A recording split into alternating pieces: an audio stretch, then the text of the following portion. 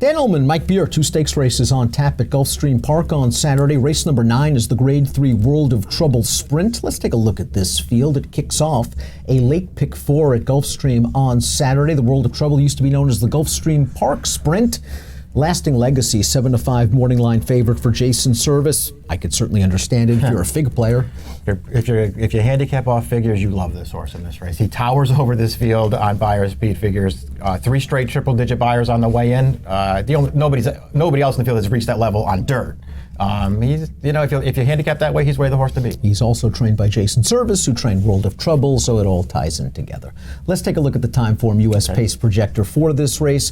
Yorkton, coming down from Woodbine, where he's been a solid synthetic and turf horse over the years, is expected to make the early lead. And I think it's always dicey trying to project whether these synthetic horses can show the same kind of speed on dirt. He is a fast horse. Epic Dreamer does have speed. And I would think that Jose Ortiz from the inside post really doesn't have a choice. He's got to break to at least get position. Yeah, he's probably going. We'll see what happens with Yorkton because he does sort of feel like that kind of horse who's wintering down here. He's not really a dirt horse.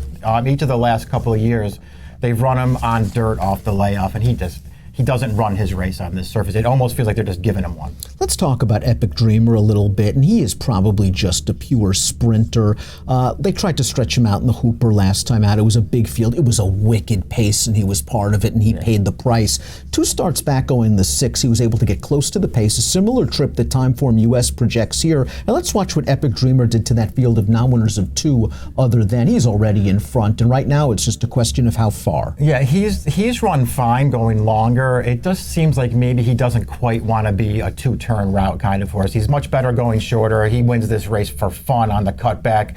Last time, I guess you could give him the excuse of the fast pace in the Hooper because it was fast. On the other hand, Zenden was up there on the pace with him. He finished second. Rare Form was up close as well. He finished third. This horse totally caved in around the turn. It was a very disappointing performance for him. We'll see if he can bounce back. I do like that he did bounce back from a workout perspective and threw another bullet up there in 47 and change. He should be sharp coming out of the gate. And if Yorkton doesn't show that kind of speed, I think Jose should make the front. I think he should. The 2 is Lasting Legacy. He is your morning line favorite. He is the horse to beat. Let's watch his performance in the Grade 3 Mr. Prospector, where he runs second to the very good sprinter Diamond Oops. He's in the pink silks. He's angling to the outside now. He does not change leads in the stretch. That's him, but he ran a very fast number, and he finished ahead of a good horse in Imperial Hint. In a lot of ways, the horses that run 1-2 and here just had the run of the race. They sat it out early, and then they came and closed into a fast pace. You can see Lasting Legacy. He was never a threat to win this thing. He just gets up for second. But he was in against some much better horses in that spot, and you go back to his 3 prior races back in the Service Barn. He won all of them. He ran fast figures in the last 2 of those. If I'm being honest, and when I watch this horse run, I am not impressed with him.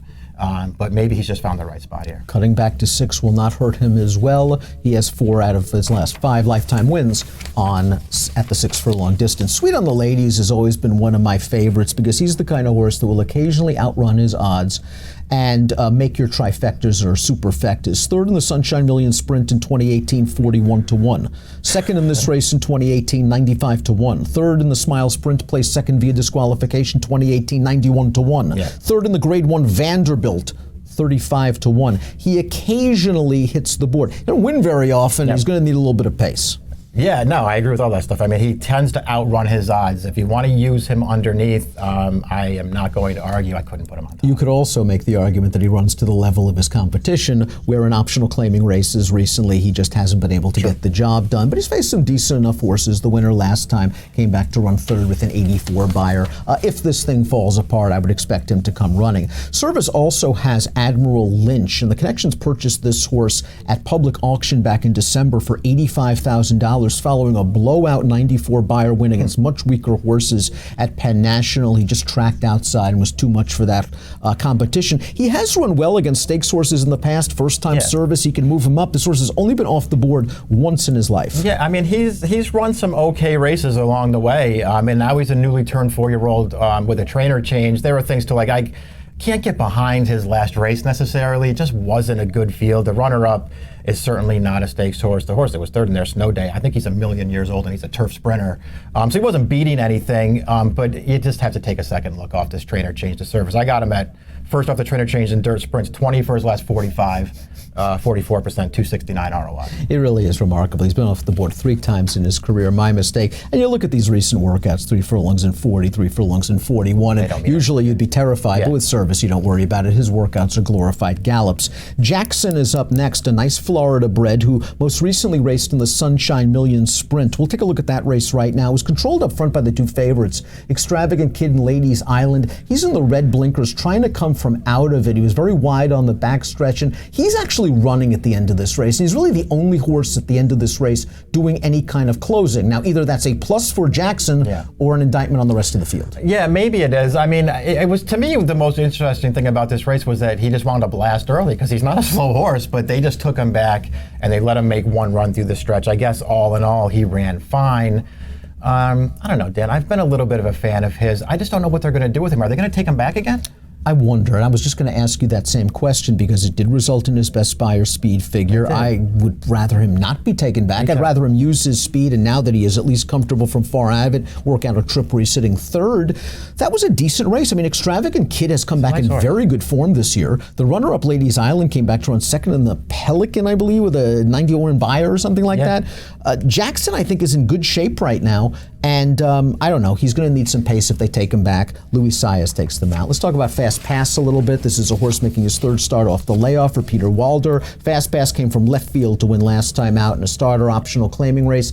Let's watch that race right now. Fast Pass, widest and fastest. Center of the track. Looks like he has a lot of work to do, but they're falling down in front of him. They are, but this is him. You know, they just take him back in his races. He makes one run. He's going to get it done in this race. He's just going to keep coming down the outside and get by these leaders late. You go 2 back on his PPs. He came from way out of it, and he just missed by a nose in the Claiming Crown Express. They're going to take him back, and he's going to try and rally again. And he ran a good 3rd behind Diamond Oops in the Grade 3 Smile Sprint over the summer of 2019. So give him the right setup. He can contend with these kind of horses. Big question mark is next. That's Golden Lion. This is a horse beaten 37 lengths last time out, first off the layoff, eligible for an hours at 2. I mean, just you can't make a case for this horse on paper. He's a horse who wants to be on the lead, and he probably can't get there. Brief speed, maybe as a target for someone. I would say for a quarter mile, he's going to be a giant price.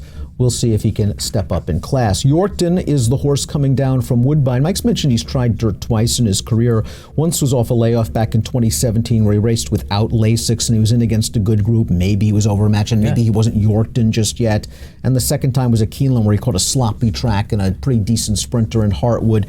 Here's his last race though at Woodbine, and this is his preferred surface, and he's in the yellow cap right now. He broke very well in this race. They went fast early. He tracked outside. He just doesn't finish with the same oomph that we've seen from him in the past. He has races obviously on synthetic and turf. If he can make the lead in this race, he becomes a little bit more interesting because he'll be a good price. Big question mark, the surface. It really is. I mean, that race we just watched there wasn't his best performance. It wasn't terrible, but it wasn't his best effort. He has better races than that to get to. But again, both times they've run him on turf, on dirt, it's been this situation off the layoff, out of town, where it just feels like they're giving him a race. Lasting Legacy is the horse to beat, but let's take a look at who will try to beat him with in the World of Trouble Sprint. I'm hoping that Jackson doesn't have to come from 100 out of it. I think he can sit a little bit closer to this pace. Maybe he's more effective at slightly longer distances, but I like the way he punched home against Extravagant Kid, who I think would take money in a race like this and be a strong contender. Definitely.